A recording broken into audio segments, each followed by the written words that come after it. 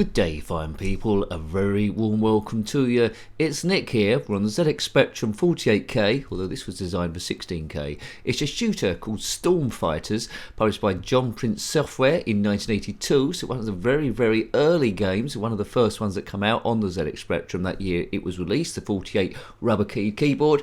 Essentially, you need to survive as long as you can, and stuff's going to keep coming at you, and the screen's going to get gradually more and more chaotic. Let's see how long I can survive for as we start this. Right, got 3 layers. We've got this magenta ship here with the red jet booster coming out the back, and yes, you can see it's not linked to Star Wars at all, but the ships coming down are these like TIE fighters or TIE interceptors from Star Wars. A lot of these sort of games were influenced by Star Wars back in the day. There's the Space Invaders UFO going across as well, so it borrows a few things. My score is in the top right by the looks of things. Get points for shooting the enemy and then avoid all these flaming meteorites coming down the screen. Starts off with quite a lot of manoeuvrability, but as we go on longer, the space we've got to manoeuvre is going to get tighter and tighter. A bit, I suppose, like 3D Death Chase. Good. John Prince Software. If you had this game back in the day, let me know. This is all there is to the thing. So yes, it's all about achieving the highest score you possibly can. Right, okay. Sound is pretty, well, basic, but it's 1982 and it's back in an era where you're just glad to see something moving on your TV screen. So no individual levels here, it don't stop at all, just keeps going on and on and on and on and on and on. Is this magenta ship supposed to be an X-Wing fighter from Star Wars with Luke Skywalker? Use the Force, Luke. No. Maybe. So Space Invaders meets Star Wars, meets an endless screen of stuff coming through. The enemy are quite easy to avoid, it has to be said. Occasionally they will shoot stuff at you, but not very often. Right, screen's gradually filling up, isn't it? But not by a great length. I'd imagine the coding of this was pretty basic, but I think it has been run through some kind of machine code, because it's it's not flickering as much as what a basic program would do, and it's going a little bit quicker. So it's some basic machine coding going on here. Some of you might know more than that. How much did it cost? Did I hear someone ask? Well, I'll tell you, it was £4.95, which is seeming a bit of a rip-off now, but it's 1982. There wasn't many games to choose from. I think Melbourne House were around, weren't they? A few people were developing it, but that would come, well, maybe 6 months or years later, where people started getting the hang of it and sending their games they've written to big commercial houses. Right, fit through there, go through the flaming meteorites. If you are currently in an X-Wing fighter or a magenta ship, a magenta wing fighter, going through ever decreasingly tight asteroid belt, then comment in the comment section below. Don't know what these TIE fighters there coming through. Now the asteroid belt is in Empire Strikes Back, wasn't it? This is 1982. No, Star Wars came out in 1977. When did Empire Strikes Back come out? Was that 1982? Probably. Right, okay, now it's getting a bit mental, and I've been shot, and we've got our third ship left, and look at that. It looks very pedestrian now, doesn't it? Right. Yes. It sounds a bit like a lawnmower going along. This sort of like, well, it's supposed to be engine sound, but I guess it's the meteorites going past or us shooting. So very basic, but you can let that go. Oh, look. Right, now, it did do a game over sequence, but it was at press any key to continue, and I've automatically gone into the next life. So I'm going to be a bit careful on my last life next time. Right, high score is 410. Let's try and beat that. You might be playing along with this at home. You might not be. There would have been quite a few games a bit like this. Some of them reviewed already back in the day, because, as I say, people were trying to copy the games they saw in the arcades to try and bring that arcade feel to the home. And there we go. And what better than, although it isn't licensed, you can get away with that now, what better than these Star Wars things coming at you? Kaboom! Star Wars did have an official game, of course. It was all like vector graphics, which was pretty cool.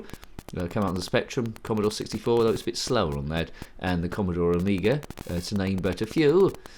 Right, but this wasn't in the arcades anyway, but you know what you're doing. On and on forever, score as much as you can. I don't know how far you can get on this. I suppose there's a limit to how much the screen can fill up, so you're going to die anyway, and it's impossible to progress. Darth Vader does not turn up here. He doesn't taunt you, saying he's your father, or your stepbrother, or your niece twice removed. He never says anything like that, because he's not in it, because it isn't Star Wars. It's just the ships are TIE fighters, they're cyan TIE fighters, but it's just a coincidence they look like them. Right, kaboom, the Death Star's not here, there's not any end-level bosses, it's as basic as they come, shooting in 1982, and for 1982, it's jolly good fun. For this year, not quite so much fun. But anyway, a bit of nostalgia. You need nostalgia if you're playing this as a kid. Someone below the age of 25 maybe, or 30 even, you think, what the hell's going on here? But anyway, this is what you had to contend with. 8-bit city, 8-bit graphics. Let's go. Oh man, look at this. I ain't got much. Oh man, I ain't got much. I can't see anything now.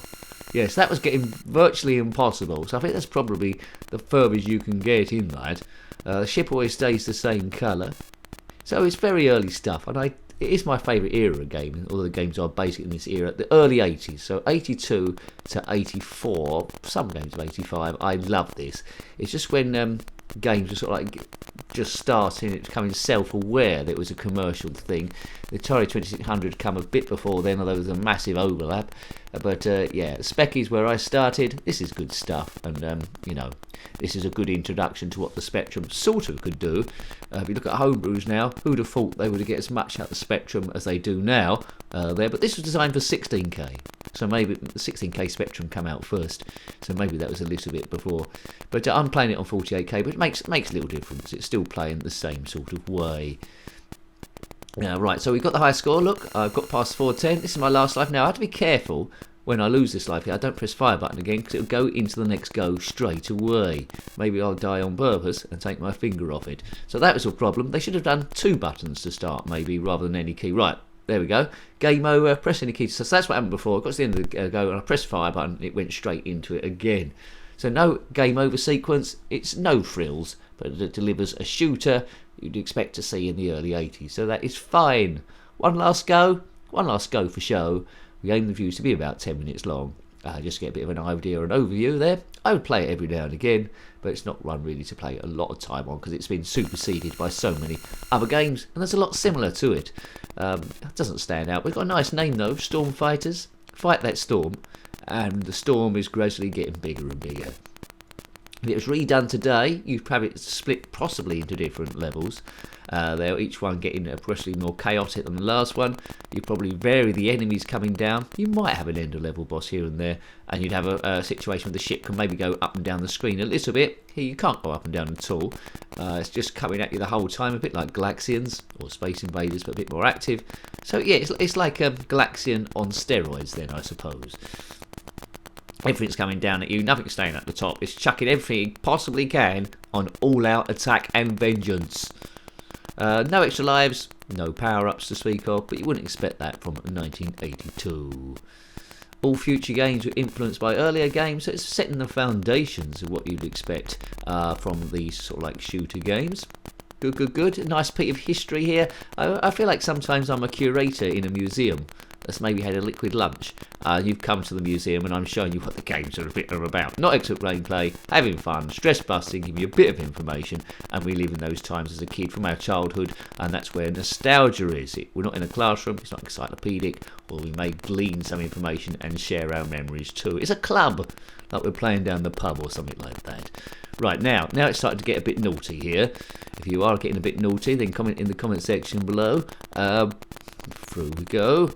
Ships everywhere, meteorites everywhere, asteroids everywhere. Fit between those two. No, I've crashed into that again. The high score is 510. I'm on 300. Oh, that's close.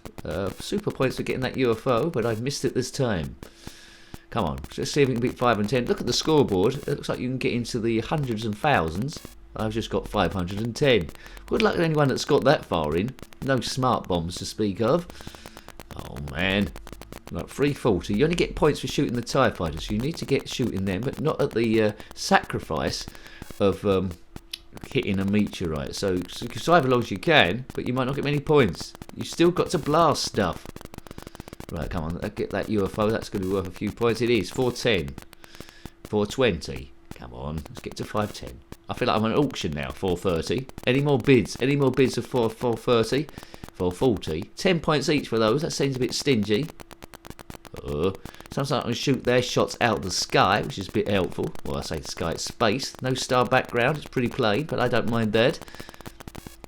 Might be a bit busy if they put stars in as well. 550 with 60 off. Oh, come on, get 5. Oh no, last life. Now I need 40 points.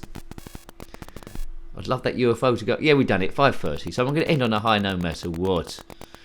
Start off a little bit quiet again. Gets chaotic very, very quickly. Oh man, Caravan. Darth Vader, Darth Maul, another Darth. Put your Darth name below if you want to. Darth Sidious, Darth Ice Cream, Darth Nincompoop. They're all there. Or the Civ, and I've died again. Well, I like that game from a historical point of view. Weren't a bad one. It's start of the gaming era, isn't it really? So a pretty good piece of history there. So I hope you like looking at that video. That was Storm Fighters, published by John Prince Software in 1982, designed for 16K. Would have set you back $4.95. Got any comments about this game, similar games, anything retro? Then put that in the comment section below. You're more than welcome. Until next time, take great care of yourself and a very fond goodbye. Goodbye. Is this magenta ship supposed to be an X-Wing fighter from Star Wars with Luke Skywalker? Use the Force, Luke. No.